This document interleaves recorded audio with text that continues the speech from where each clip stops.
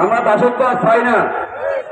আমরা অনেক আশ্বাস, মিথ্যা আশ্বাস, অনেক প্রবঞ্চনা, অনেক প্রহসনের শিকার।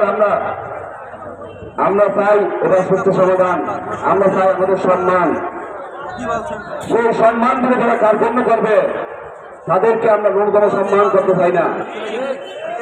সেজন্য আমরা আমাদের দাবি নিয়ে ফিরব। আপনারা আপনাদের পরিচিত সবাইকে বলবেন এখনই রওনা দিতে। আগামীকাল যতক্ষণই হোক না কেন ওরা যেন ঢাকা এসে আমাদের সাথে শরীক হয়। লিখে দিয়েছি, আপনারা আপনাদের অবস্থান সবাইকে বলবেন আমরা কোনো অবস্থায় দাবি আদায় না নিয়ে এখান থেকে ফিরে যাব না।